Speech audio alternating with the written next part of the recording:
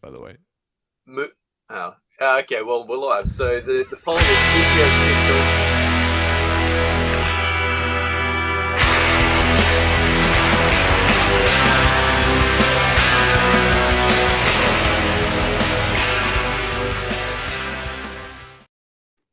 Hello and welcome to Game of Nodes, a weekly podcast on the Cosmos from independent validator teams. And as you probably guessed from that intro, Noel got set up but spotted it before it was too late to say the thing that you were probably already going to say.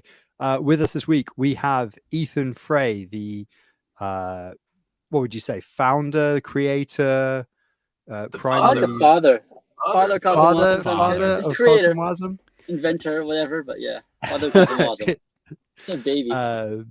Who we're going to hopefully not expose our ignorance too much. Well, we'll talk about some of the motivation behind that and some of the broader sort of Cosmos topics, because Ethan also is a bit of an OG in the Cosmos space as well. So I'm sure there are any number of topics, and Null, there are some topics in the spreadsheet in case you get lost. So I haven't even loaded it. if you have any questions for Ethan, drop them in the chat and we'll pick them up as we go along, as well as we find spots for them. So yeah, that's pretty good. So anyway, yeah, thanks very much for joining us, Ethan. We'll kick it straight off with like probably the most obvious question, which is like, how did you actually get started in crypto in the first place? Like, what was your in?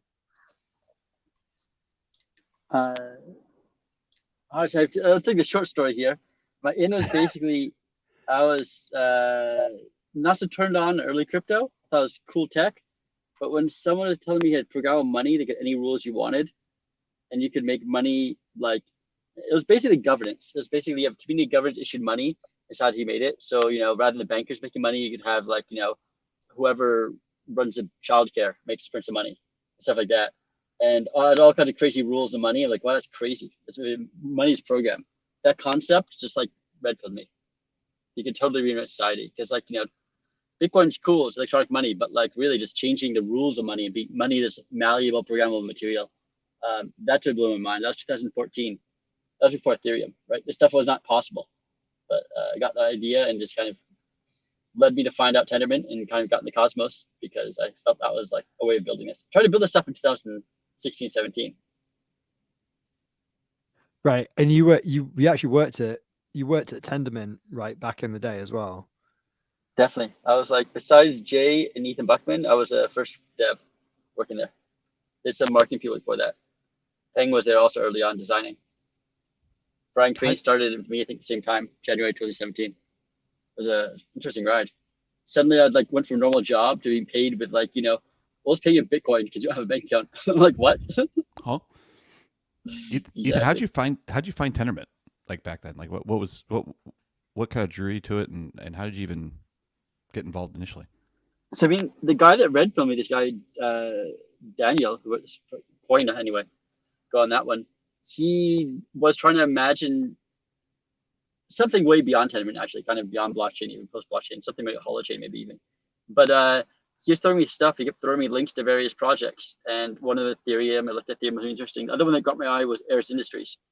So I don't know if any of you are really old school here, but in 2015, there's something called Eris Industries, where Ethan Buckman used to work. It turned into Monax later on, and I was trying to make legal contracts. And that was what Ethan Buckman was, and they were using like Tendermint 0.1 or something. And Ethan Buckman later left them in 2016 to join Jay Kwan on Tendermint to actually build Tendermint out. And so I was like looking at that stuff, and then I was trying to figure out. They taught myself Go to get involved in it, but that time Tendermint was its own product, and started messing around with it. It just seemed the right way of doing it. I tried to write Solidity. I looked at Solidity. I'm like, this is impossible. How do you test it? How do you know it's working? There's no bugs? And there's like the bugs galore everywhere, right? Like, how do you build solid testable software with this? And then I looked at this like, oh, it's Go. I can write solid testable software in Go. Like that actually makes sense. I would actually trust me something complex there. I think that's proven. It was a little slow. I thought the Cosmos Decay would launch a little faster than it did. Mm-hmm. But yeah, definitely the idea of actually building solid software, these complex systems you want to build, you cannot build them slowly. Really, it's so hard. It's too complex. So, I have a question. So So starting out, right? So you've decided that you want to start working on this project. Like, it seems like a pretty big task to undertake. So, like, how did you get started? How did you plan it, and how did you get started in it? And did you put together a team, or did you just start hacking away on it yourself? You mean Cosmos or CosmWasm? Sorry, CosmWasm, yeah. Yeah.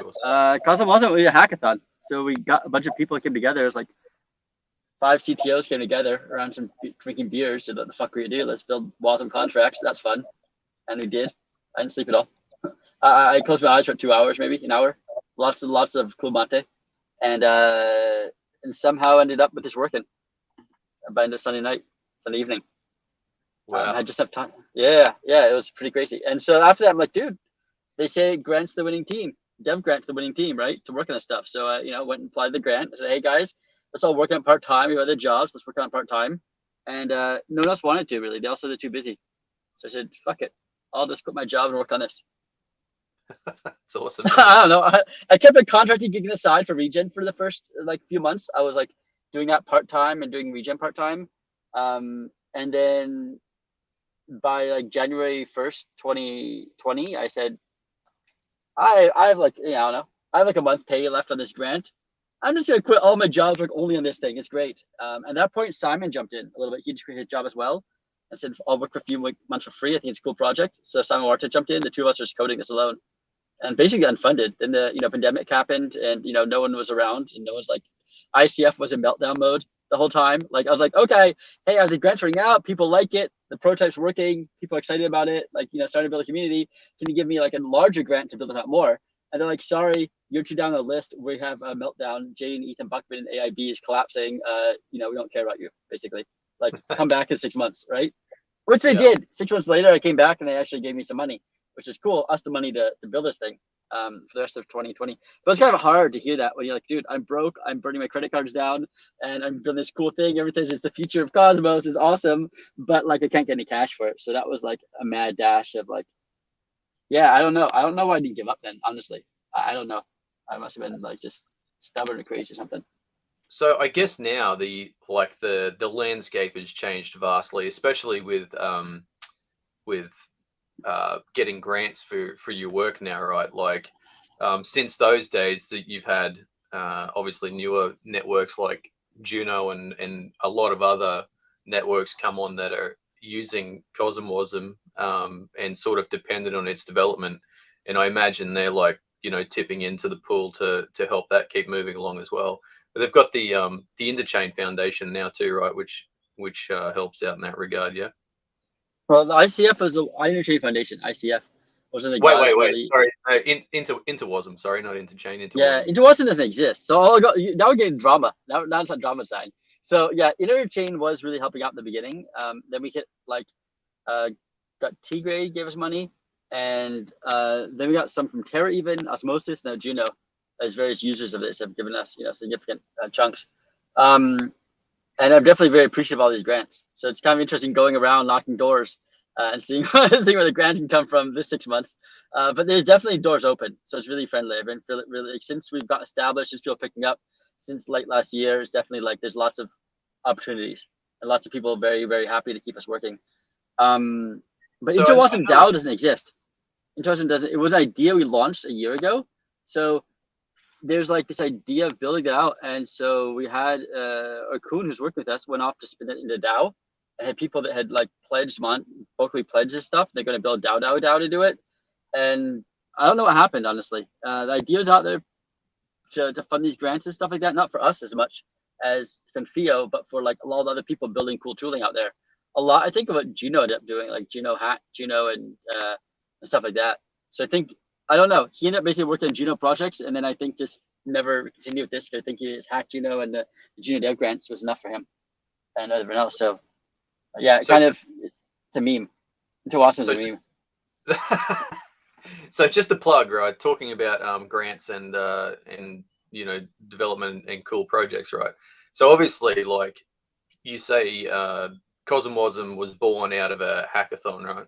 So anyone out there listening with a cool idea, just know that there is good money available in Hack Juno. So if you want to develop something awesome and you want to get it funded, there's various funding opportunities in Juno, and if you've already built something awesome, there's Hack Juno to get a reward for that and keep you going. So just a little plug, because the whole landscape on funding has changed and there's a lot of it available around the place. So definitely know that. So sorry, had to throw that in there.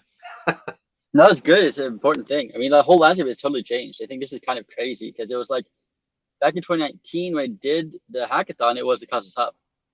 It was the Cosmos Hub. That was it, right? That was it, and there was a bunch of projects that kind of waiting to launch, waiting for things to come out there.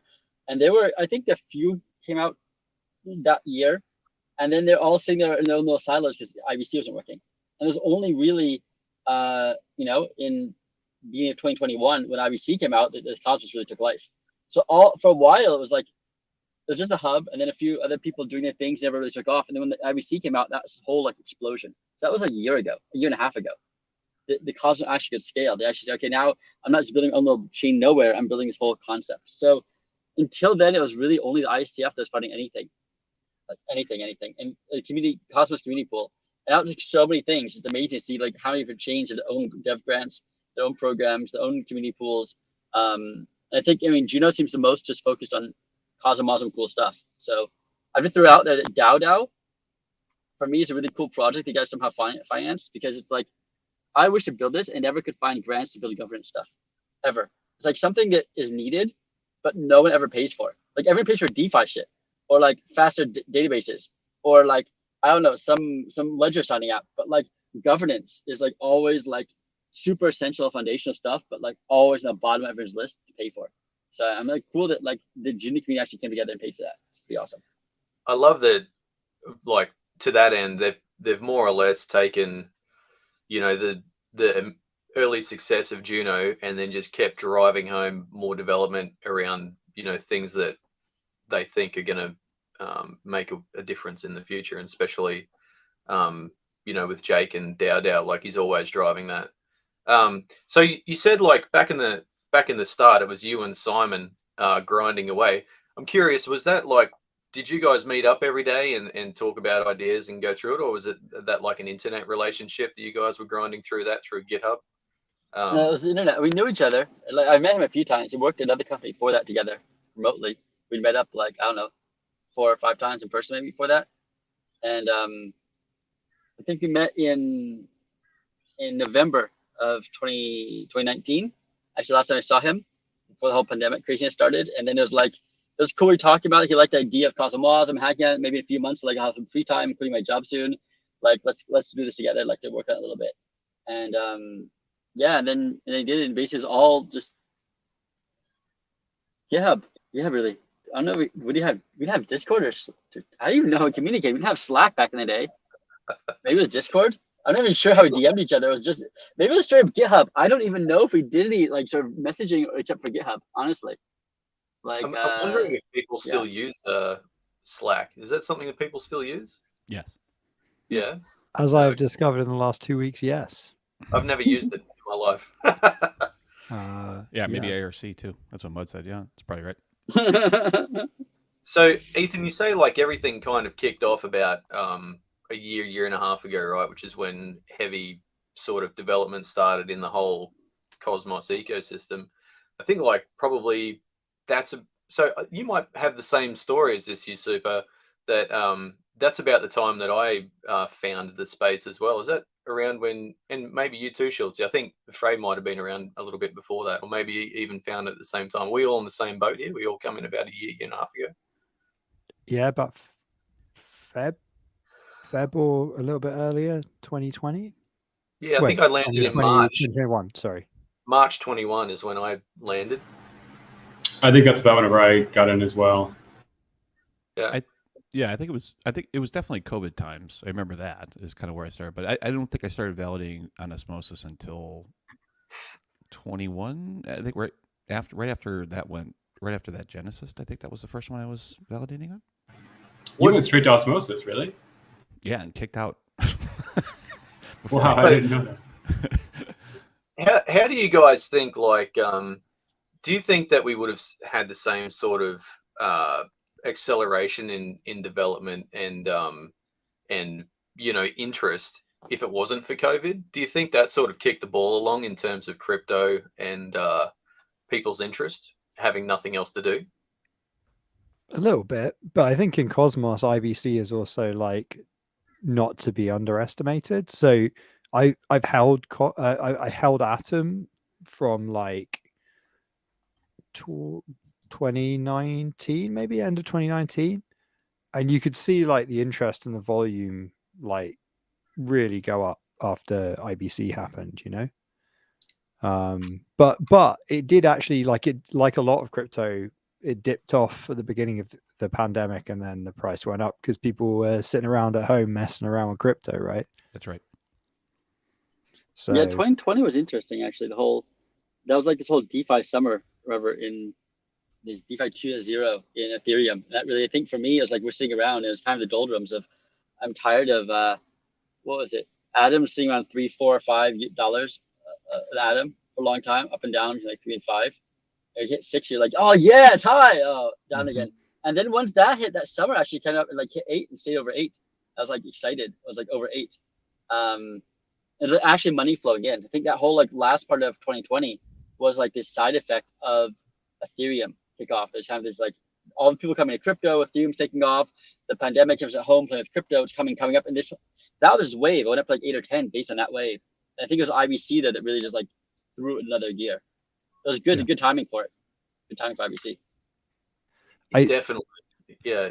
Because I was going back through some notebooks recently. I was throwing some stuff out, and I found a journal entry from just before COVID, when I saw the last time I saw Jake before COVID, and I wrote something like, Jake won't shut up about Cosmos, but I bought some Atom a while ago, maybe that'll shut him up, or something like that. I had this quite pithy like line in my notebook.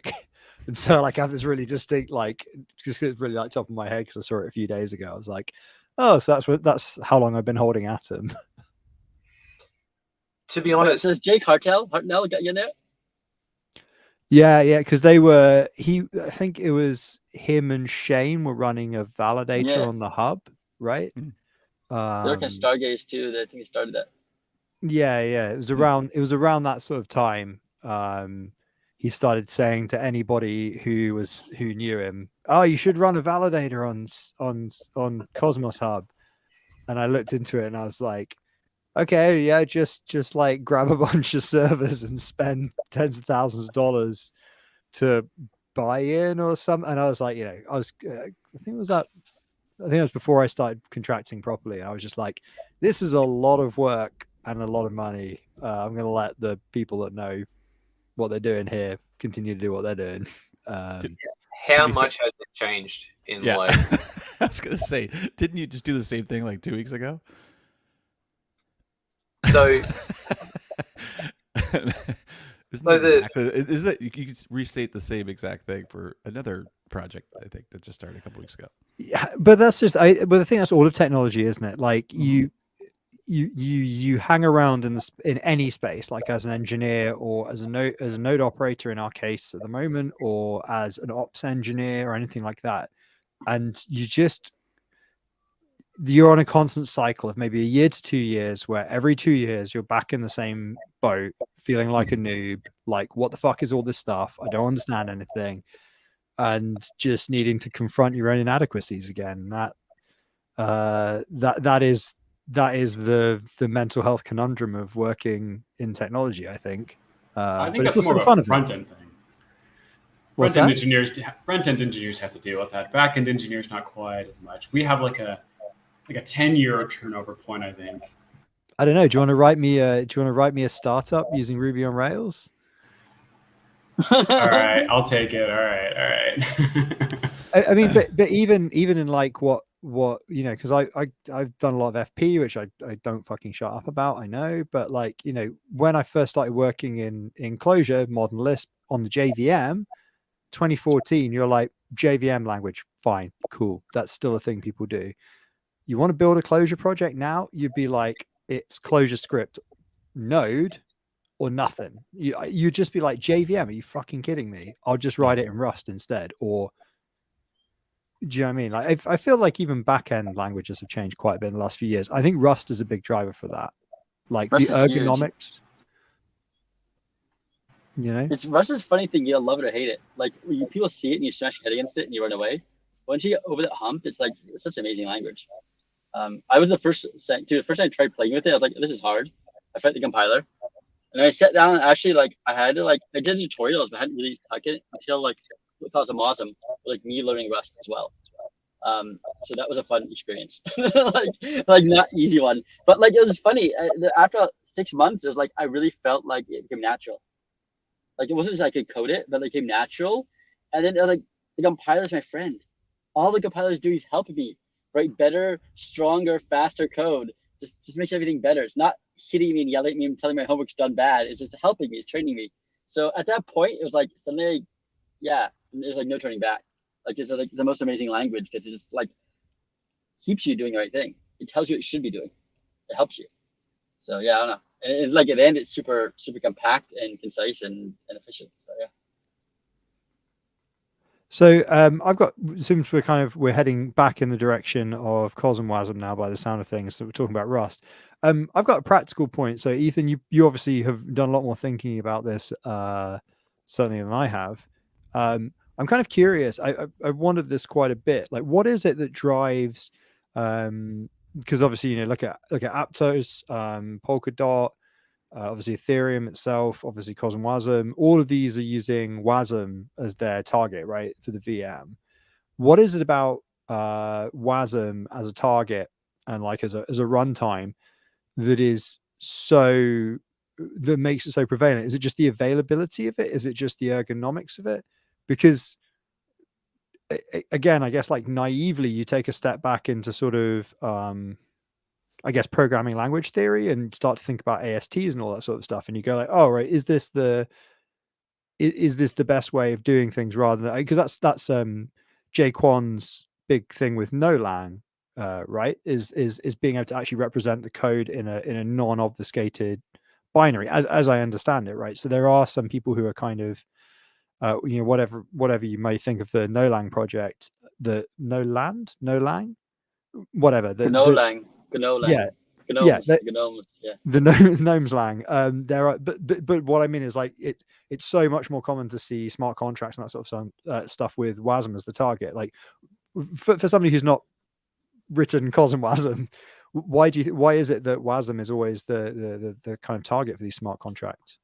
Well, I mean, there's two ways of doing it. There's basically you have the choice of doing a VM, where you compile any language to the VM representation.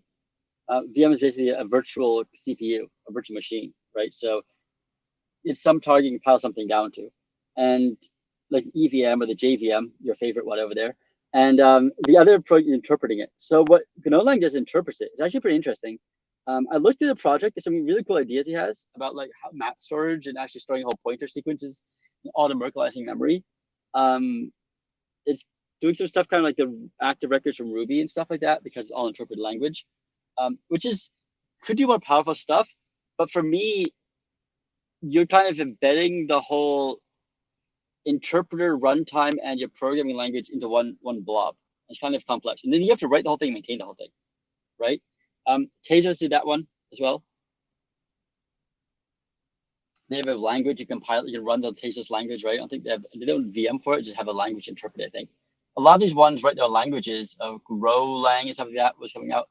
All these other ones invent their own language and an interpreter for it. This was like the first thing they ever did. Except for Ethereum, was the one that made a VM. And when Ethereum came out, they looked at basically, we want a solid virtual machine to run on, right? And they looked at, they have all their hashing things, they want to do their hashing stuff and their rules.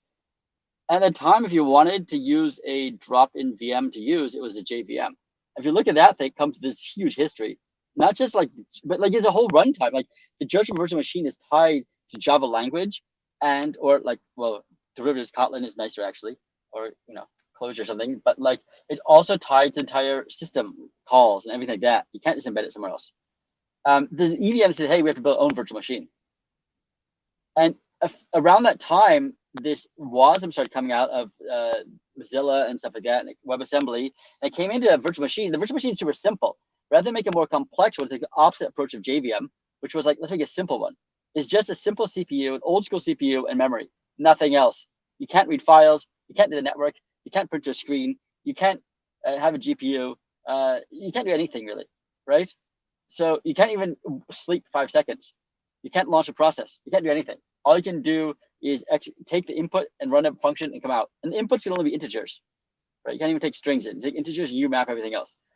So it's really, really simple. And what that meant is you could add, but then you could add customizations to it. So you could customize it, right? So it's basically a super simple thing, trained down, you can customize to.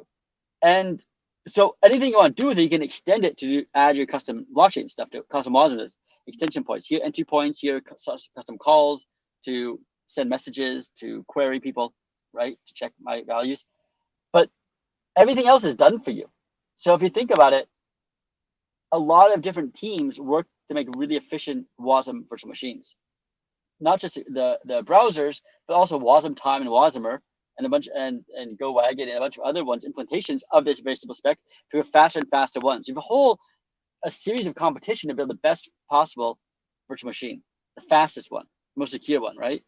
And then you have many different languages that exist and are really supported mainstream languages to compile down to this virtual machine. So C and C++, the first ones. Rust came up very shortly as amazing support. There's also some support for other things, like I know Go is working, TinyGo works a bit on that one.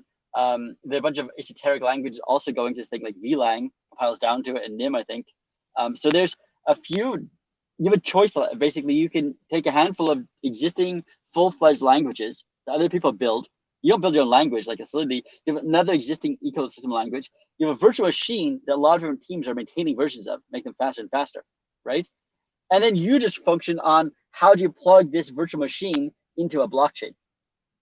That saves all that fucking work for you. Don't build a language, the tooling around a language, an IDE plug into a language, try to write your own virtual machine specification, optimize virtual machine specification, work on edge cases on it, run JIT compilers, just-in-time compilers, et cetera, and like at this point, WASM's fast. Like, don't even worry about not Solidity like trying to figure out how to deal with the gas costs. It's because like it just runs so fast because you have like the speed of Rust, and the speed of highly optimized JIT compiler on the virtual machine. So basically, you just get it for free. So everyone says, "Hey, we got all this amazing superpower for free. Let's just plug into a blockchain and worry about like the APIs we expose on this system, rather than building this hard system." You know. We're not computer science students, not grad students. Because I guess even if you had, from a PLT perspective, like another, if everybody, so basically, like if everybody wasn't so allergic to parentheses, the obvious solution would be a Lisp, because every single Lisp is self-embedded, right?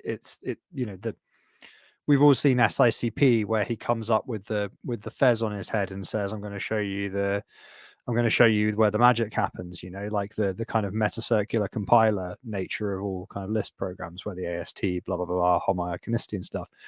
But the thing with that is that even if you did that, it's not going to be an optimized runtime, is it? Right. Whereas WASM, like you say, the performance has been squeezed out at this point. Like it's used by a lot of people for performant programs, and there's additional optimizations you can do in the language that you're on its way down to that compile target, right? Yeah, I mean, I don't know. Lisp. I think everyone learns a Lisp. I learned that in school and then kind of ran. It killed functional programming for me. It took about 10 years, 15 years to write functional programming after that. I think when you said earlier, you were like, people either love or hate Rust. I was like, no, people love or hate Lisp. That's the one. Anybody can learn Rust. You just bash your head against it a little bit and the types will make sense. It's not Haskell. It's not that bad. But Lisp is one of those that you either experience it and you're like, this is what I've been missing in programming, or you're like, I fucking hate it. And yeah, I don't know. It's an addictive drug if you're into it. Haskell, I tried Haskell and it made sense as long as doing math. As soon as I said, okay, I want to read input for the user. I want to write data to the database. I want to talk to the network. Oh, that's complex esoteric stuff. You can't do that. Just do math. Yeah. Like, no input, just output. Just like you're very programmed as math for you. It's great. But at the same time, as soon as you get past the as soon as you get past, the people shit posting the, oh, what is a monad? It's just a, what is it, a monoid in the category of end-effectors? What's the problem? Kind of shit posting and all of that. And you go, and the burrito thing as well, which is the single most unhelpful thing that another programmer has ever said to me. Oh, what's the problem? It's just like a burrito. Yeah, okay, thanks, mate. That's not going to fucking help me implement this thing this week. But the idea that you have composable boxes of logic that are mathematically provable, I don't have to have a maths degree to believe that the monad proof holds, right?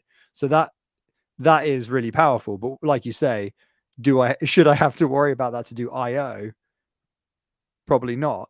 But then the flip side of that is in Rust, you do have to use a monad to do IO, right? You using a result type or a wrapped result type, but nobody knows it's a monad because that's not how Rust puts it to you. So it's again, it's like, it's that ergonomic, that extra bit they've thought about the language. They've gone like, should we just give everybody a result type and not freak people out? Or should we tell them it's a monad? It's like, no, just give them an option and result and let's just move on with our lives. And let's give them an NPM style build system that's nice and modern and not shit like the Haskell nice. build system. Yeah, like the first time I ever used a Haskell compiler, and it was like, this isn't going to compile, mate. But I think the code you meant to write was this. I can just like fix that for you. Because this is long before GitHub Copilot. I was like, holy shit. And then when I saw that with Rust and Rust and Clippy and that sort of stuff, I was like, yes, this is great. This is sick. I'm an idiot. I quite like the computer telling me you're wrong. Here's why you're wrong. I've done some working out. I think here's the solution. It's wonderful. The when computer says you're wrong, but no, the message that sucks. Error. Like when it says you're wrong, this is why you're wrong, and here's what you should do, and here's a link to an article that explains it if you understand it more. Like I'm like, wow, thank you, master. I'm your student, exactly. Computer. Teach me, student. Yeah. So, before you sort of got into crypto, Ethan, what were you? I think I remember the answer to this, but what kind of software were you working on building? So like, what's your kind of background in work in that? Is it kind of low level stuff like drivers and stuff, or is it something else? It was web stuff, a bunch of products. So I mean, and all kinds of stuff through the knots. I'd say a bunch of random jobs.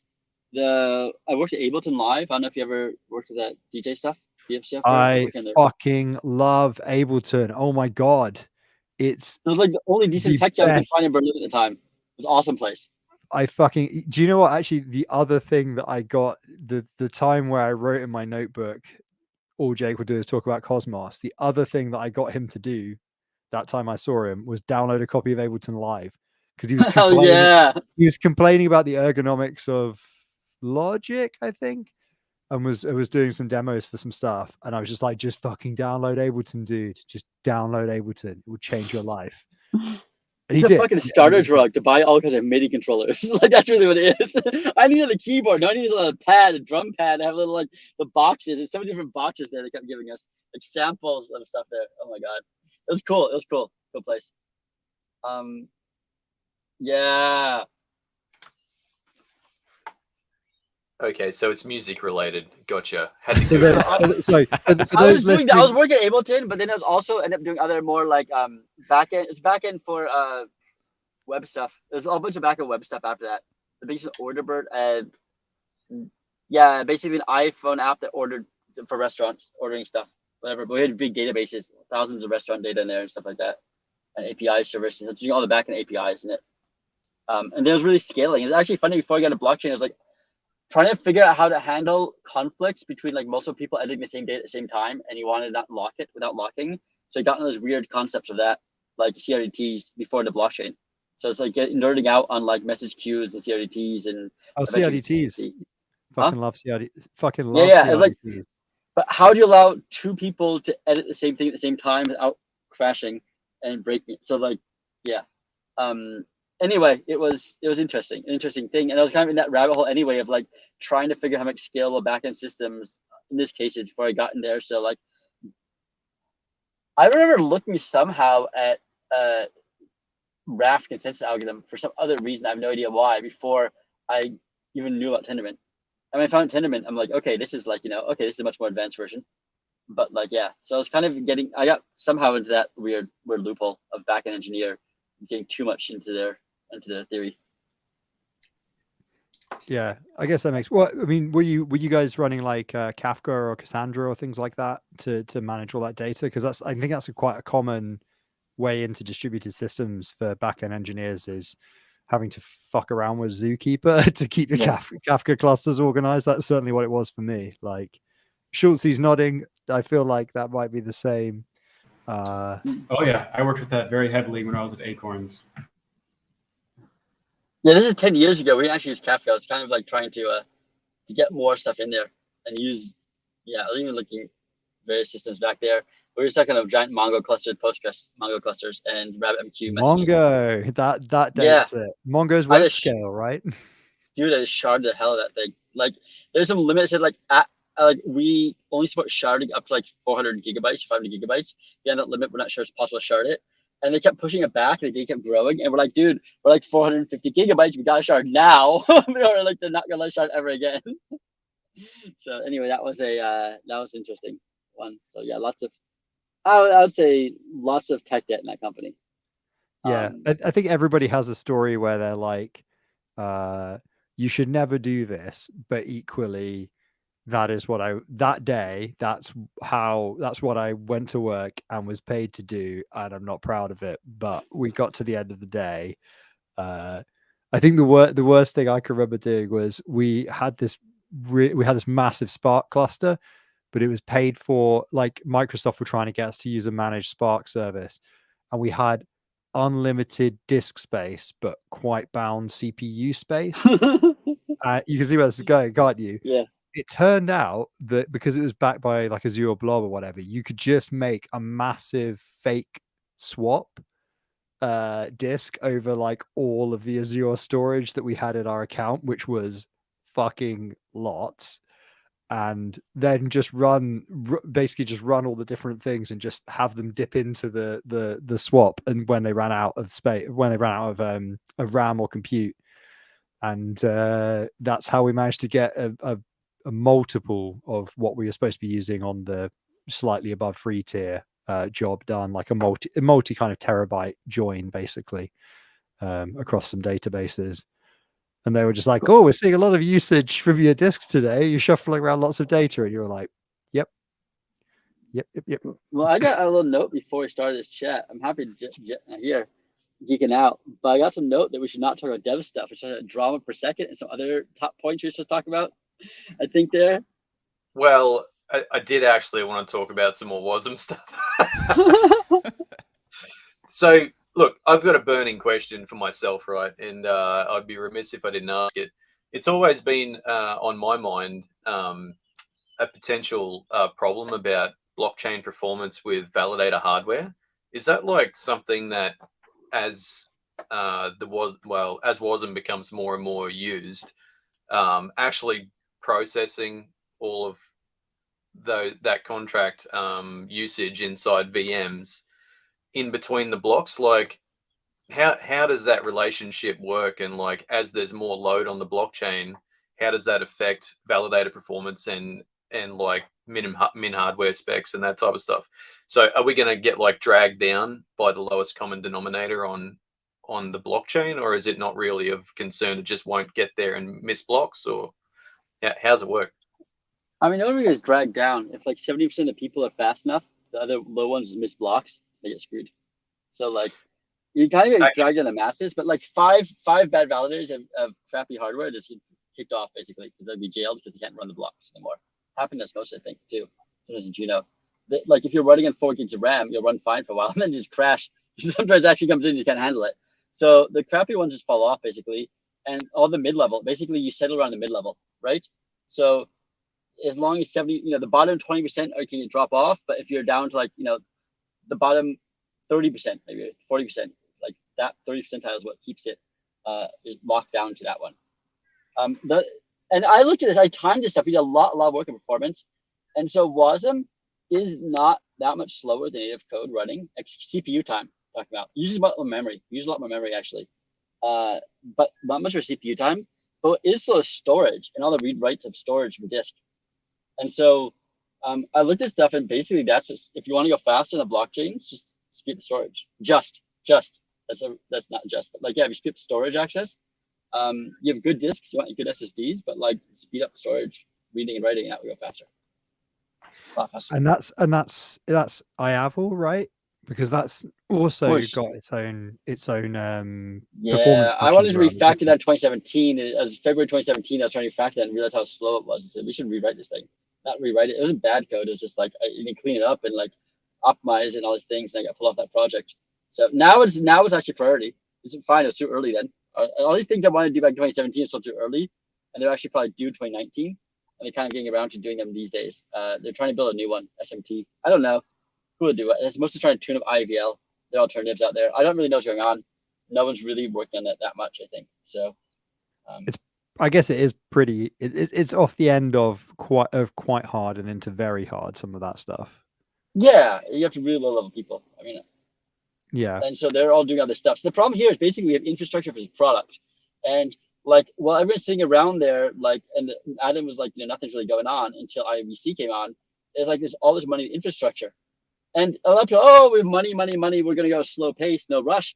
And then the money comes in, and like last year, it's like, okay, money, build. Now it's time for infrastructure. Every dev that's skilled is building, right? Everything that has the skills is building product, and there's no time for infrastructure now. Everything, the infrastructure should build last 2 years. We need it now, so we don't have. No one's building infrastructure, and we can apparent the limits of the infrastructure we have, right? Because it was actually more urgent than thought. So it's a weird situation. Now we're in the bear market, so hopefully some of these devs build the infrastructure we need and get ready. So 6 months, a year from now, we'll actually have the infrastructure we need. So that's a little bit on to dev onboarding and that sort of stuff as well, which we've got another question on here, which I'm going to segue into, which is hang on. Sorry, no. I'm still not done. Okay. Validator onboarding in a minute. So related to the performance, Ethan, I was wondering, so this in certain environments now, for certain applications, like there's a bit of a race for faster blocks. So, we're getting down to like the half-second block range in some networks. For networks that use CosmWasm, how will that affect the speeding up block speeds? So there's like more blocks per minute. Is there going to be a point where there's just not enough time to process contracts in between actually minting blocks? And if so, does that just mean that all of the CosmWasm transactions just don't make it into blocks? Or No, it just slows down. You have to make a block. So you have to make a block, and then you have to run the block. And then you can't make another block till you run that block. And Tendermint works that way. Tendermint works that it needs to finish. If you make a block X, then everyone has to run that one. And the result of running it is actually part of making block X plus 1. Right? Okay, so you have to finish the CosmWasm. You have to finish running it before you can start the next block. Right. I've tuned down. I played around local nodes. You tune it down, and I'm running 1/4 second blocks on local node. One node. It's running contracts. They're running. I tuned the consensus down to like I think 200 millisecond pauses, and it's running every 250, 300 milliseconds. It's popping a block out there with contracts, IBC transactions, and runs. I think some of you have a bunch of small blocks. It's fine, rather than one big block, right? So the execution time is not any different. The main time is actually running those blocks is a lot of P2P stuff. I think that what Null's getting at is that's by turning down the IOTA, not the IOTA. All those WYND things, configurations. It's by tuning commit timeouts and right. It's by tuning that configuration to bring the block time down. But I think a lot of chains are bringing the timeout time down on a per validator basis to speed up the blocks. And I think what Null's getting at is that if you are bringing down block time using the timeout, then isn't there a chance that you'll end up with higher gas or slower execution, like larger things that potentially just not going to make it in a block as regularly, if you see what I mean? Yeah, I think it's a bad decision there, honestly. I think there's just one, and there are a bunch of designs, honestly. Like, I think the proper design, and I was pushing this. I built this back in 2018. It's my other SDK. So I built like I built the Cosmos Decay, by the way, in 2017, like 060A. If you look at Mania Cosmos Decay, one of the big contributors, but it's really like that summer of 2017. And they took off. They built on it. And then I went off of an SDK, which I thought was better. And that had things like protobuf types back in 2018, and a JavaScript client that could actually sign messages without using some other Go medium stuff, and multi-sig kind of DAO, basically the beginning of DAO was kind of in there, at least group contracts, ORMs, all these features in there was nice. One thing we did in there is called Weave, and one thing we did in there was also work on this no empty blocks, which is a really cool thing, which is adaptive block timing. So you can tune your system so it will have a minimum block time of half a second. But if no transactions come in, it skips it. So blocks are lazy, basically. It tries to make, you tuned it. It should work like every second, or let's say every 1 second, you try to make a block. But if there's no changes in that block, then just skip it and wait. And then say, well, at least every 5 minutes you make a block, right? So at least one every 5 minutes comes out there.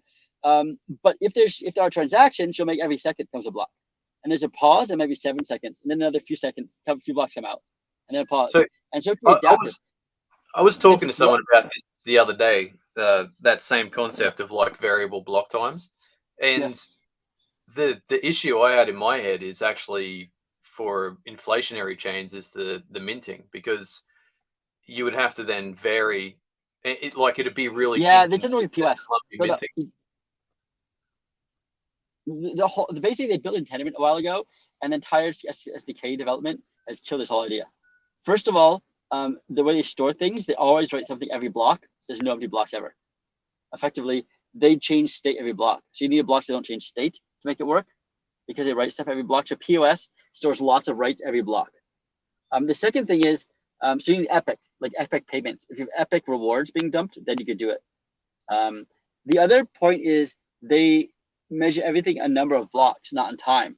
That's historical, because back in the day, like in 2019, there's no guarantees 18 on Tendermint that your block time is actually real trustable, and you can play with it.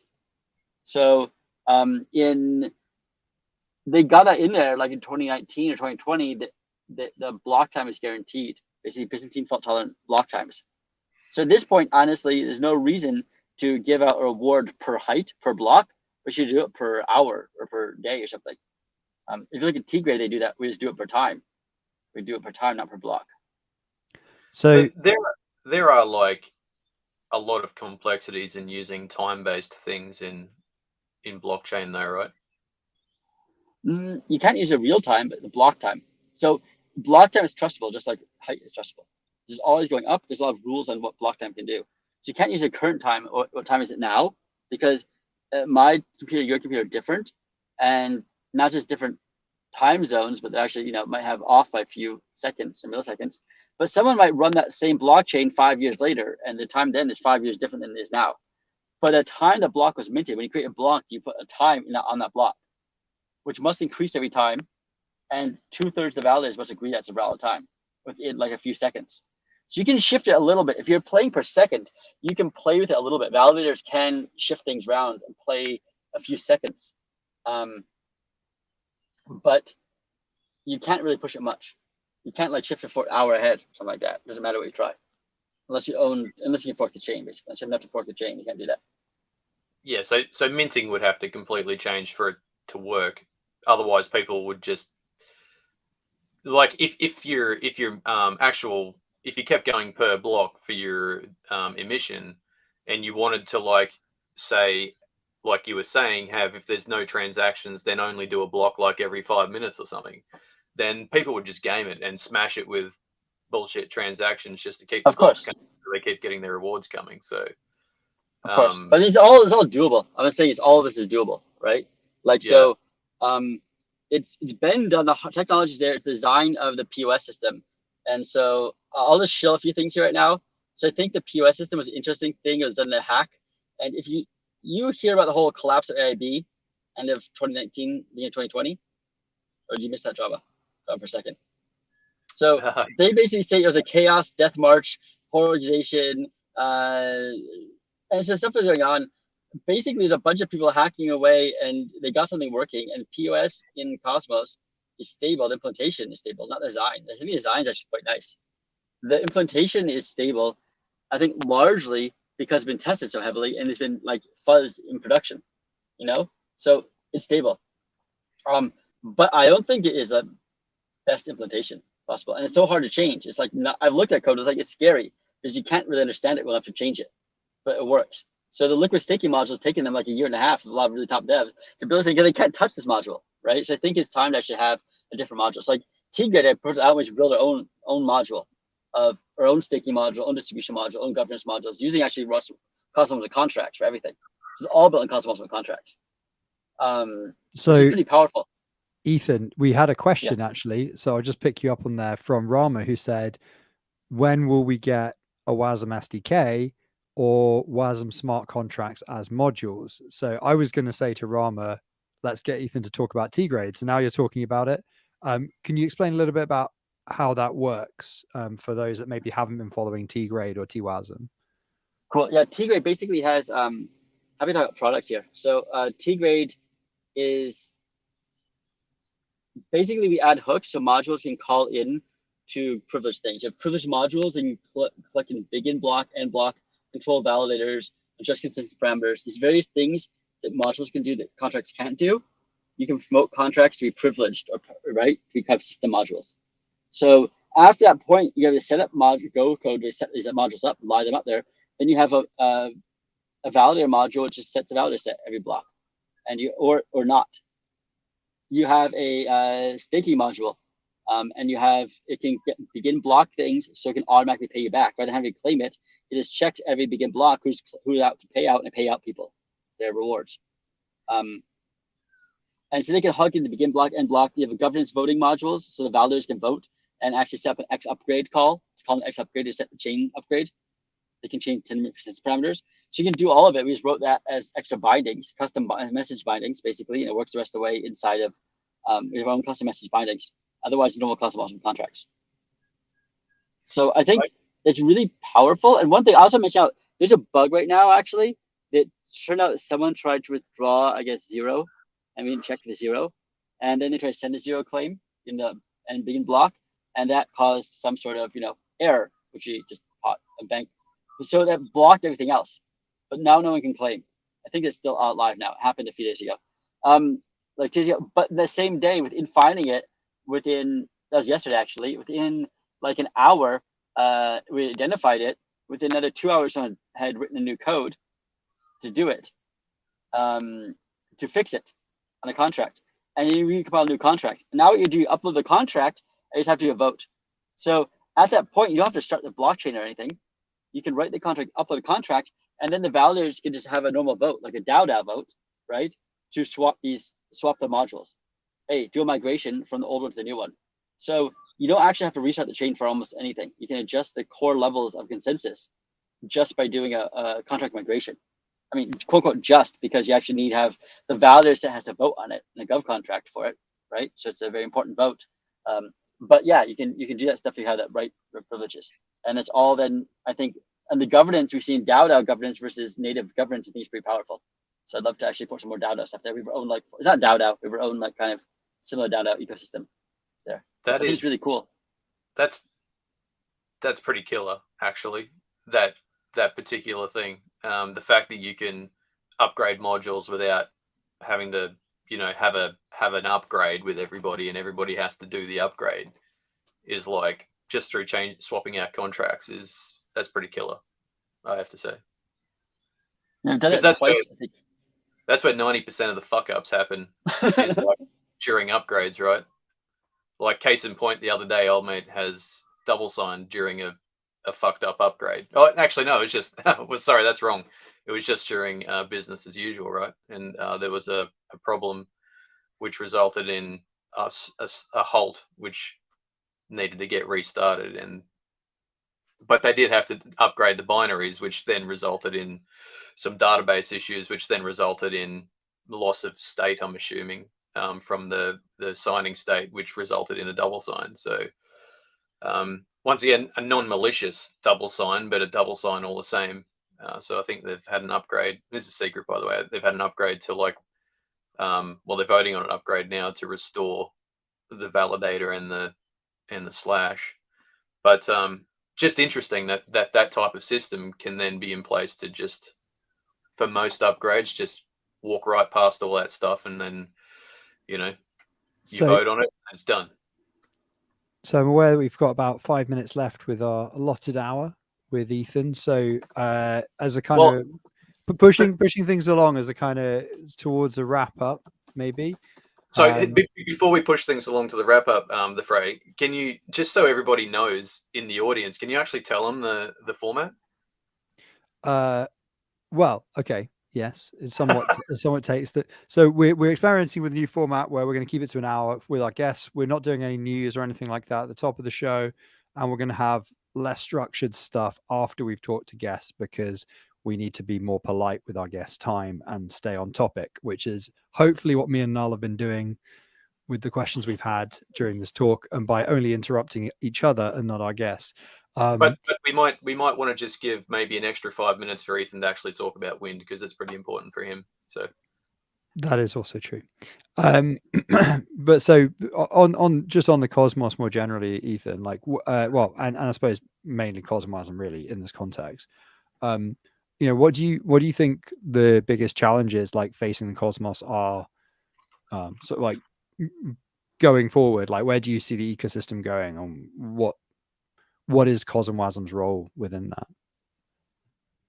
So I think CosmWasm are coming together more and more, right? Like it was a few chains, and now like I think most of the major chains now have CosmWasm, a variety of it. The Hub and Evos don't, but I think if you look at the next 5 or 6 different important chains, I mean, you look at Osmosis, Juno, Injective, Secret, they're all in it. Persistence rolls out. I don't know, I keep seeing more people rolling out CosmWasm on there. So I think there are non-CosmWasm chains out there, but I think a large number of the important chains are CosmWasm. So like, it's a subset, but I think it's an important subset, right? And they're both moving together. So I see CosmWasm innovation. A lot of ways you see a lot of innovation happening there, especially IBC layer, faster than other chains, other non-CosmWasm chains. But I think a lot of the non-CosmWasm chains can really go for stability things are well-defined problems. Right? If you know a problem is well-defined, it'll be the same problem in a year. It's a great thing for Go modules. If it's changing every 3 months, it's a better thing for CosmWasm. Just move faster. So I think that's a big difference. But where I see is going in IBC. Like IBC has proven that 1 year of like token transfers and the whole tokens and connecting bridges, and IBC bridges holding up while the ETH bridges keep falling over, like I think is proven Cosmos idea. But IBC it's a baby, dude. Interchain accounts is trying to come out there. Interchain security, interchain queries. Those are the beginning generic protocols. We have hundreds of protocols that go off and riff on those, on other, you know, if you want to talk to me on this, we need a whole podcast just in this one. But like, I think IBC, the future is IBC and multi-chain, and going beyond everything is porting from Ethereum. Like I'll play the same app in 3 chains, but actually having like parts of have one application architected uses parts in different chains, right? Like maybe it has part of its, you know, it's handling like a liquidity pool that's like on Osmosis, which is using the like auto liquidating on the DEX, right? And you have another piece. It's like liquidity staking derivatives launched on Juno. Another piece is like secret voting launched on Secret Network, right? And you kind of architect this way, and you can build something like that. And okay, now let's connect these pieces together, and actually don't just have people manage them, but this app on one chain, the app on another chain, or talk to each other in a special way. So I think actually architect this out is very like the next step. And along with that, that's just technically, but I think really what needs to happen in Cosmos is users. The devs are there, a lot of devs are here, but like I think it's the unification. IBC stuck to IBC because IBC means people coming together. It means not like silo 1, silo 2, and silo 3 fighting, but like silo 1, silo 2, silo 3 coming together in one larger group. It means sharing users, sharing devs, sharing mindshare, right? And that's how, like, you know, no zone is going to compete with Ethereum, but 40 zones working together, collaborating. You know, it's like the fucking Voltron, right? So I think that's where the future of this is. So, you know, getting more users and really collaborating and breaking these like different silo chains, not just move my money into my chain on your chain, like really collaborate and have these applications that are really truly cross chain. And with that, pull in a huge new group of users. It makes sense. Something I think I've obviously talked on the podcast about before, but also I think I've talked to you about, Ethan, as well, is that I'm personally pretty excited about Penumbra, and I think like not only because of their model, not only because of all the stuff they're doing with ZK and everything, but also because they're an IBC zone that's not using the SDK. So it's like it's beginning to fulfill the app chain thesis outside of people building with a monolithic stack, which I think is really interesting as well. Like, again, for bringing in other cohorts of users from radically different use cases. Totally. I think it's a really cool product to build. I'd love to see it actually. They push things in different ways. It's awesome to see that. Them push things. It forces the stack to actually become multi-chain. Like not just multiple Cosmos SDKs, but like really multi-chain. Yeah. Well, I mean, obviously I'd love to see, I don't think I would love to see a Rust SDK, but I would like to see libraries available for, because there's obviously the IBC Rust library. It would be great to, I've already bugged Ethan about this, like what would need to happen to have an IBC, a CosmWasm Rust. Fine, I'd love to see that. But Ethan, WYND, would you like to just talk about WYND for a little bit before I'd love to. Usurper rugs you off of the show? I'd love to. Before I get pulled off the stage, I love to riff on WYND. So yeah, WYND is maybe why I'm not building a Rust SDK. It's like I've built infrastructure for 5.5 years, and I want to build something that felt meaningful, like a product that felt meaningful. So I was watching DeFi, studying all the DeFi stuff. Didn't jump into Frey back in the bull market. Didn't want to launch something. And WYND for me is really something close to my heart. It's like I'm trying to build a meaningful product that actually fits the markets. And it falls into this like multi-chain application thesis I was telling you about, like actually connecting all the chains and building something that's like bigger than some of the parts. That kind of feeling and technical, and also trying to bring community together cross chain. So WYND, first of all, WYND is right now we have a token on Juno, and the DAO is coming live very soon. It's like a very customized DAO application. It's coming live, just to know what it is. And that DAO, which if you were Juno or Osmo staker, you hopefully got the airdrop, because in regen stakers, we airdropped a whole bunch of tokens. There's another round coming soon. But it's coming out. Basically, it's on there. We are now launching protocols, DeFi protocols cross-chain on multiple chains. The idea. And all controlled by one governance token. Not like everyone makes their own governance token or legal structure. Just have one thing, come into this, join the WYND DAO, and we launch lots of DeFi protocols. So one coming soon is staking derivatives on Juno. This should be here within 2 months. So we want to have the native and not have to like send your tokens to another chain, just native on Juno. We can replicate other ones. There's some nice bonuses on this thing, but whatever. Another staking derivative. We want to add other things like stable coins, lending protocols, etc., Oracle services. We're working all of these pieces in design stage. The idea is to run out a whole bunch of ones on different chains and then figure out how to like connect them cross chain to build a DeFi ecosystem and collaborate with other projects. And once you get other projects out there, once you have one DAO, it's really the DAO, about the DAO, not about the protocol. You can have a DAO, another DAO merge, swap. What does it mean to have like protocols connecting, not just moving tokens, but actually interacting in deeper ways? So I really want to experiment with that, like experiment with having one DAO control projects on multiple chains directly, and see it bring a huge revenue into that, and also figure out how you can merge DAOs, how you can do like token swaps between DAOs, and joint partnerships between DAOs. Because a DAO, that's also DAO's model, isn't it? Being on multiple chains, doing token swaps when necessary, that sort of stuff. So again, like you say, these applications that are coming along that don't have just one home chain. I'm super stuck in DAO. Like DAO is kind of like things I wish I had time to build, and then I found you guys are building this stuff. Like this is awesome. It's like the very same philosophy I've had about governance. And, like you guys are building this stuff. Is awesome. Thank you. I built CW3 and CW4 back in like late 2020, hoping someone would take it. Like a year later, I found like this DAO UI. I'm like, oh my god, they're actually doing it. So that's super awesome.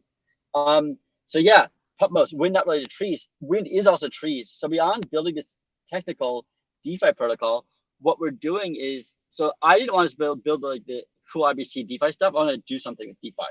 Like I came in to put out money. I want to build something better money, more meaningful money that represents values, rather than just just money to buy something. So what I was trying to do that lots of ways. What we're doing in WYND is taking 25% of all revenue from the protocol and donating it to environment. There'll be a special, and that will be like a committee appointed to pick projects and dedicate it to things. And whether it's clean ocean plastics or planting trees or investing in future tech, trying to green deserts and do crazy, moonshot environmental stuff, everything for environmental good, basically, is all, everything for there is all going to be funded by this. So whatever the DAO wants to vote on is open. So at the same time, it'll be extending DeFi protocols on multiple chains. It's pushing CosmWasm obviously to the limits. And being a big DAO is based on DAO. It's also take the profits of that, a lot of that, so you can basically help the planet and make money at the same time.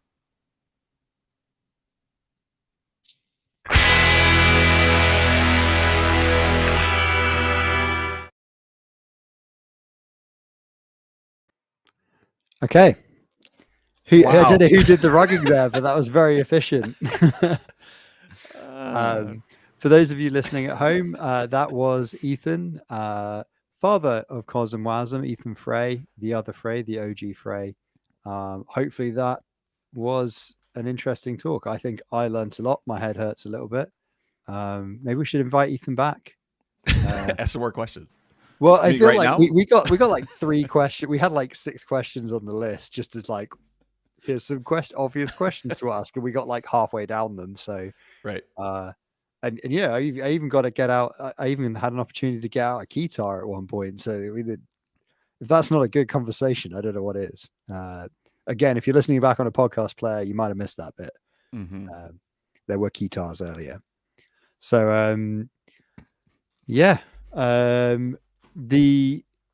What would you want to cover off first? Do you want to do follow-ups? So let's kick off with our follow-up questions, housekeeping, and that usually just leads into the bullshit anyway, right?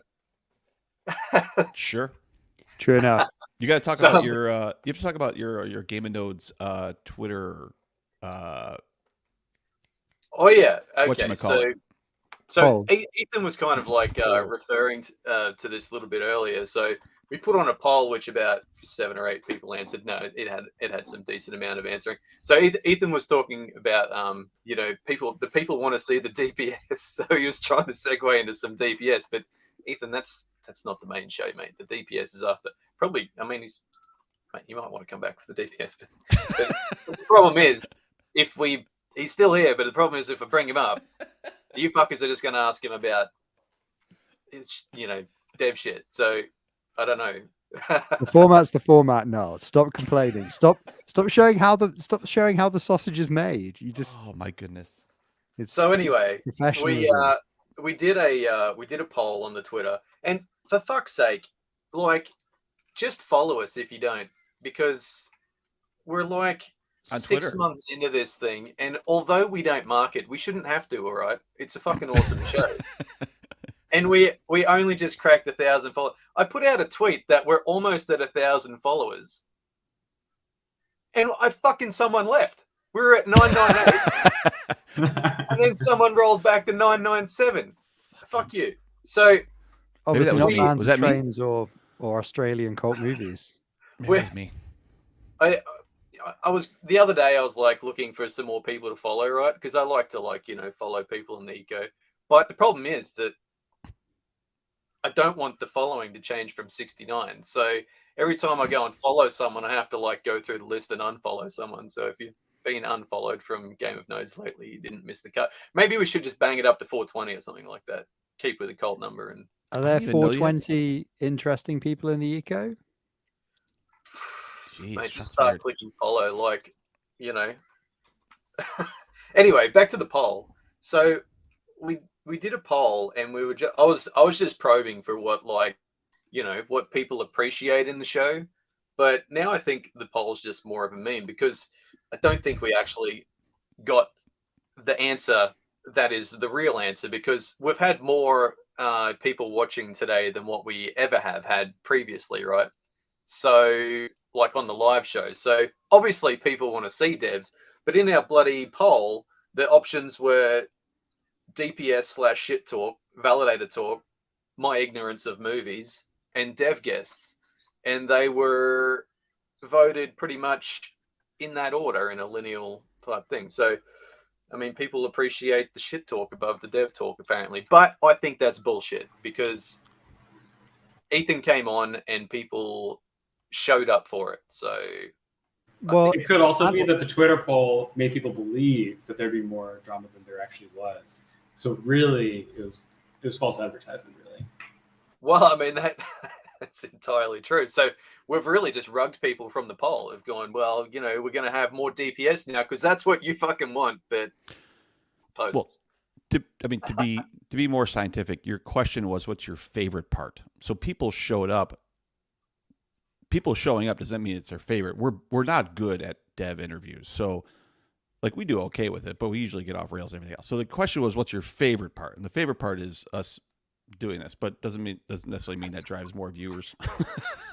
So I feel like on the dev side of things, I feel like we don't really invite people in here to interview them about their thing, right? So like if we have, True. you know, when we've had people on in the past like Shane and you know other people, right, devs, we haven't really like resolved to be like, all right, we're going to talk about your thing and you know we want to know everything about the thing and shill your thing. It's more like, you know, we just get on and have a chat, and I think that's like better for us because, you know, there's other people that do that to like shill people's projects. I just like to talk to the devs and you know pick their brain about shit that's been floating around for a while. Well, I think that's the funny part about it is almost every single time we have people on and like you watch them, right? In the first 5 minutes, we're just talking shit. And then 10 minutes rolls by and then 15 minutes and they're like, are we going to get like start hit with questions or what's happening here? And then we're like, oh, we should probably like bring our guests in for conversation. And then we just have a conversation with them rather than like come with questions as they're prepared for. So I think it benefits us to some extent. Yeah, and sometimes we're just trying to figure out what the thing is. Like I thought, like last week with the Skip team, that was really good. We talked a lot about Skip and MEV just because we were also learning, which I thought was cool. And the same thing back when we talked with like the graph protocol and things like that, because there was a bunch of things that haven't happened. But Ethan, like I mean, like he's the godfather of WASM, right? So that was less about trying to understand it and more just trying to understand who he is, which I think is also not bad. I'm also going to. Sorry, sir. No, I was gonna say I can't get past this haircut. It's just like bobbing around, and it's like it keeps touching the top up there. It's really sharp. He's not listening. He's not even listening. I'm just going to defend us here and say I think actually like our interviews have been getting better over time. Like I think particularly with Skip and stuff, it's about like so one of the many things I do for money is I actually interview bands for a living, and I've done it for nearly 15 years. So doxed, but I spent, you know, the first portion of time I was doing that with like, here is my list of questions. The questions are all worked out ahead in advance, you know, no deviation, blah, blah, blah, blah.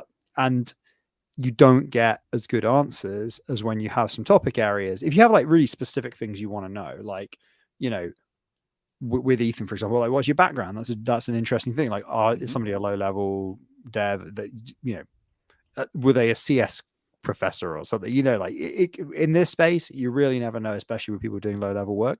So, you know, that's a point where you're like, okay, that's a really specific question we want to know about. But then, like, you know, the rest of it, you can kind of let it flow to some extent and just sort of guide it around. When somebody gets to an area where they're sort of adjacent to something you might want to talk about, like the contracts thing, you can kind of push them in the direction of saying, oh, it's interesting you said that because I'm interested to hear what you have to say about TWASM, let's say. Yeah. And organically, that's what I found gets better responses on the whole, is having a set of topic areas that you can or can't use. Maybe you don't get to all of them, but if you see like an opportunity to guide the conversation, then it's quite often good to just like push your guest into having a little bit more focus, like just something to kind of in their head to riff off of. I think that's the difficulty when you feel like you're on the spot as somebody talking. I mean, obviously I would always do this anyway because I'm very bad at staying on topic, but I imagine it's also the case that you're having to fill space, and it helps to have like somebody sort of guiding you onto sort of facilitating the conversation, if you like. I think that's a fair take. I think more of what I was trying to say was, if you look at other interviews that happen, I think the question of interview, or the statement of interview, is really the key value we're trying to define here, right? The keyword we're trying to define. And I don't think that our sell is that we're trying to interview. We're trying to facilitate the conversation. Yeah, that's true. That's definitely true. I mean, but I think that is, pipe up in the comments, but I think like how this, we joke about how this started was, this is just Noel's weekly harassment call made into a podcast. But I think it's also expanded out into like, I think we're naturally kind of quite curious about the space we work in. So why not invite people into the tent, to shoot the shit? Yeah. And because we have, we're as curious as anybody else. And, it should be pretty obvious by now. We don't fucking know anything. So there's also that should be a tagline. Yeah. So some context around that, like our treehouse, right? So back when I started in what we're saying, like February, March last year, right, in 21, like I didn't know much, and I just used to harass people on text and then just call them out of the blue and then have like a 3-hour conversation with, one of the devs of a chain or something. And then I come across this motley crew, and then, I would just call the Frey on a Saturday morning, or my Saturday morning, which was like his Friday night, and chat for like 2 hours or something while I was getting extra hot coffee for my parents or something like that. And it was just a thing I just used to call people because, I'm not the best typer, and, annoy the shit out of people. And graciously, they would talk to me. I don't know whether they wanted to or not, but had some very long, productive conversations. I learned lots of shit. And so at some point, like the phrase says, we just decided, well, fuck it. Let's just live stream that and call it some sort of show. And I don't know. It kind of feels, I don't know if like we should add a format to it, but I think it's worth it to try, because whilst, there's the spirit of the show, but then there's also like, I want people to watch it because we talk about some interesting shit, and, whether that's useful to users or other validators, or, even bringing people into the ecosystem just through shit talk. I mean, I think that's kind of important in itself. So I think we can kill 2 birds with 1 stone, but I don't, if it gets to a point where it's just this formatted thing and we're like, ticking boxes, I think that might become a bit of bullshit, and we might just have to go back to how we do it. But if it works and we can get some good conversation out of people, and before we rug them, then I think that's worth it. I guess you're getting 2 rugs for the price of 1 per episode as well with the new format, right? Well, I don't know. Maybe now we will go, okay, thanks for coming. Please delegate to us, and we'll see you next week. I don't like that. Rug and guess is a little bit much. I think it's nice. Okay, thanks. And then we could rug each other. That's probably better. I kind of liked how spicy that was back then. So yeah, I've got to agree. Mid-sentence. I think that's kind of cool, because the flip side of this, right, is that we also choose our guests. We don't have people on that don't have a sense of humor as well. So we got Larry next week as well, who maybe doesn't know they're going to get rugged, but I think we'd take it with aplomb, and I think most of our previous guests would as well. I think we've already got people in the chat. They're very keen about the rugging. If you'd had the rugging on your poll, I think the rugging would have been the number 1 thing. Yeah, well, that's my favorite thing about the rugging is when people talk about it on Twitter. Like, it's a very niche group of people that reference it on Twitter, but when then random people see that and they're like, "Oh my god, which project rugged you?" and it causes some people to freak out, and it's like they're talking about a podcast with a bunch of validators. It's totally fine. It's totally fine. It kind of hurts a little bit to me that we don't get the viewership of other things. I mean, does it hurt you? I think I lay awake at night thinking, just why won't people watch us? Are we that ugly? I got a haircut. Well, Maybe because if we don't spent we don't 1 second on marketing. Well, Maybe but if we also, did one thing. I don't Hey, think I our try to content. make an obligatory weekly fucking post. Though. Well, but our content isn't related. So I think this is back to, to tie it back to the guest we had on today. Ethan made a very good point about users, right?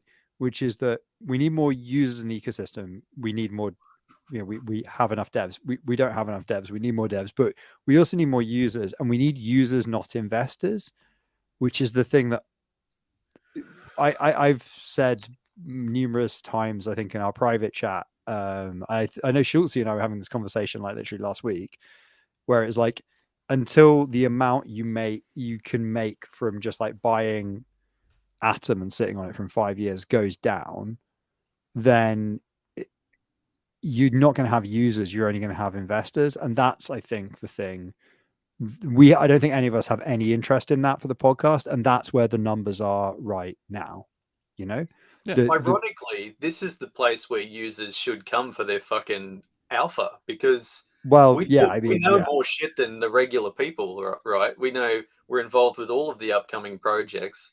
We've got access to all of theirs. We just talk to them and ask them questions that isn't public knowledge, and then probably just but is there any connection between good project and money? There really isn't. Like, it's all animal spirits. I think Putmost mentioned John Maynard Keynes in the chat earlier. So animal spirits. That's all there is. Well, I think that it's also the time we started is significant, right? Like, we started basically with Prop 16, and there's been a mass exodus of users ever since, right? And we were here before Prop 16. Fuck me. No, I know, but that was like episode 4, right? So we kind of started in that time when there was the exodus. And if you look at crypto YouTubers right now, a lot of them have actually just kind of segued into just general news broadcasts. Like Coin Bureau does a lot of just kind of general news things right now. Whenever he was all about just looking into things or looking into cryptocurrencies and whatever. So I think that it's just kind of a weird time in general. And then, of course, we should probably do some more marketing. And we could tell more people. Yeah, fuck news.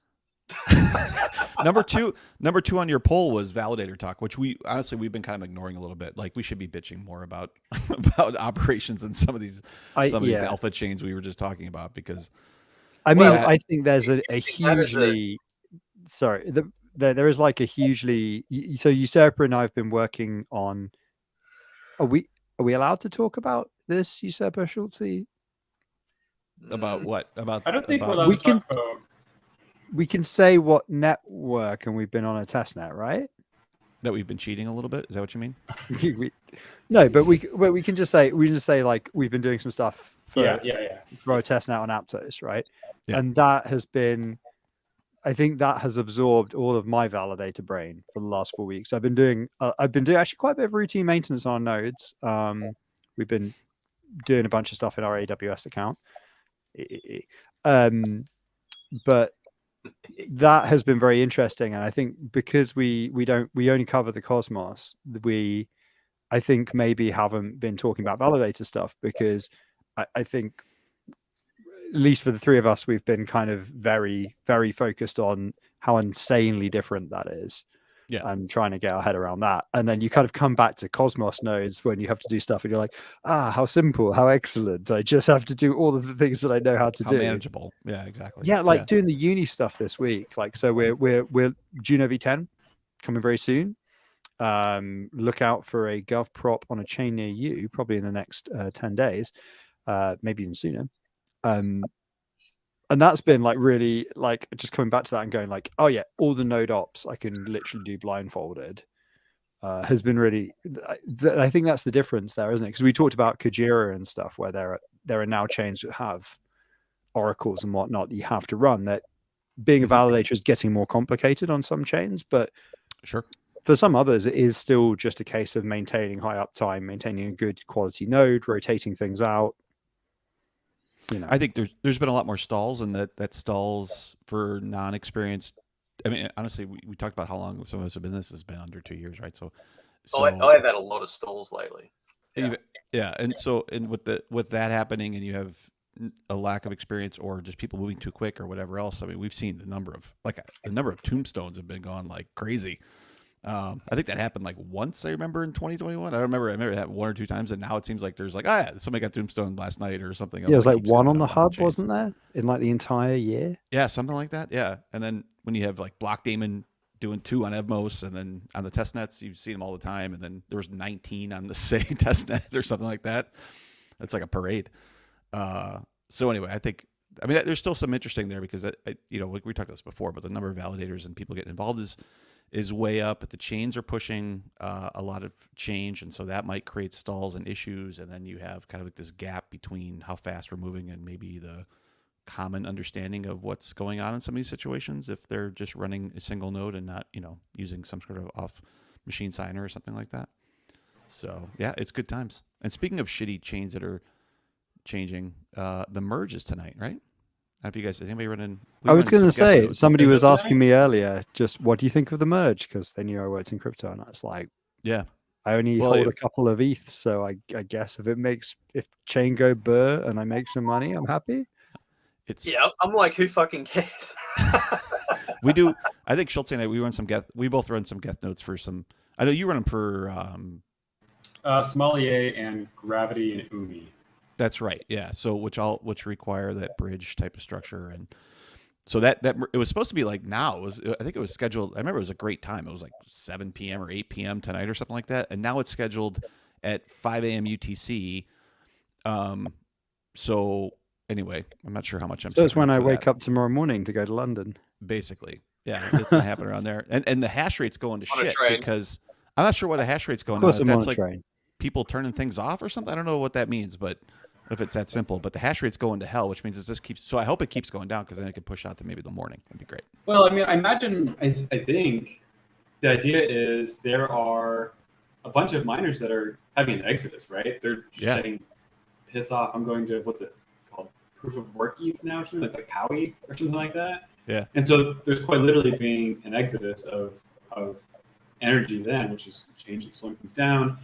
And that, of course, is from, what's it called? The death mark or whatever, how ETH created a point where they had to improve his stake or else the reward would be so low that miners would have shut down anyway. Yeah. Yeah. So have they did they just fork it into POW ETH? That's their plan. Yeah. Mm-hmm. Yeah, and then like it's interesting on the ETH side because you have to run it's a beacon node. So since it's moving to POS, and I guess since there will be the possibility of a tremendous number of forks of the chain, that now there's these beacon nodes that are, I think, helping the actual consensus node figure out, hey, this is the one that you're following, like follow this one, to try to get past the merge. Because I think it's I think that's the way I understand it. But I think the idea is that it's pretty easy for this to fork into a bunch of smaller chains and get some issues going on here. So all that's running, but yeah, looks like 5 a.m. or some shit.